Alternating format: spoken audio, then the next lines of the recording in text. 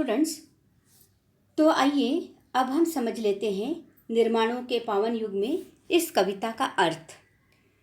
निर्माणों के पावन युग में हम चरित्र निर्माण न भूले, स्वार्थ साधना की आंधी में वसुधा का कल्याण न भूले। सबसे पहले हम कविता का अर्थ देख लेते हैं।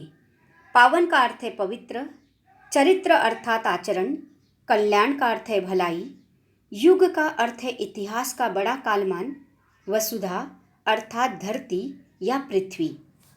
यहाँ पर कवि अटल बिहारी वाजपेयी जी ने कहा है कि इस युग में नए नए निर्माण किए जाते हैं, नए नए संसाधन बनाए जाते हैं। उन्होंने इस युग के निर्माण के साथ ही साथ चरित्र के निर्माण पर भी ध्यान देने की बात कही है। इन पंक्तियों से वाजपेयी जी ने यह संदेश दिया है कि निर्माण के इस युग में लोग स्वार्थी हो चुके हैं, सिर्फ और सिर्फ अपने भलाई के बारे में सोचते हैं। फिर भी हमें दुनिया के भलाई के बारे में भी सोचना होगा, यह कवि ने यहाँ पर कहा है। आगे कवि कहते हैं कि माना अगम अगाध सिंधु है, संघर्षों का पार नहीं है, किंतु डूबना मझधारों में साहस को स्वीकार नहीं है। जटिल समस्या सुलझाने को नूतन अनुसंधान न भूले। आइए शब्दों का अर्थ देख लेते हैं।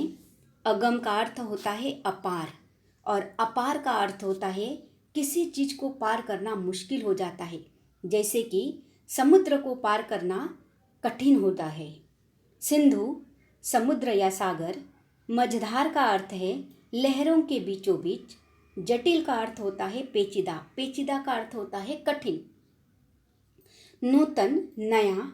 अगाध का अर्थ है अथाह, अथाह का अर्थ होता है जिसकी गहराई न नापी जा सके, इतना गहरा अर्थात अथाह।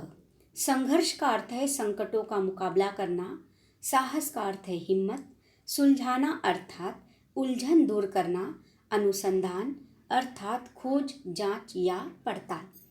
अब इन पंक्तियों के माध्यम से कवि अटल जी कहते हैं कि मनुष्य के जीवन में आने वाली समस्याएं सागर के समान होती है, अर्थात बहुत बड़ी होती है। और जिस प्रकार सागर का पार पाना मुश्किल होता है,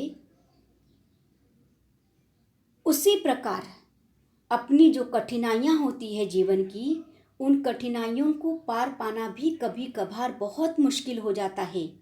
लेकिन फिर भी हमें हिम्मती और साहसी बनना होगा, क्योंकि जिस प्रकार समुद्र अथाह होता है, बहुत गहरा होता है, और अपार होता है जिसे पार करना मुश्किल होता है, उसी प्रकार जीवन में भी अनेक क्षण कष्टदायक आते हैं। पर उन दुख भरे क्षणों को हमें हिम्मत और साहस से पार कर जाना है। कठिन से कठिन समस्याओं को सुलझाने के लिए हमें नए नए अनुसंधान अर्थात खोज का भी उपयोग करना चाहिए। कहा जाता है ना बच्चों कि समस्याएं कितनी भी कठिन क्यों ना हो, लेकिन हर समस्या के समाधान भी होते हैं। जिस प्रकार जितने ताला बने होते हैं उतने तालाओं के चाबी भी होते हैं, उसी प्रकार जितनी समस्याएं होती है उन समस्याओं के समाधान भी होते हैं।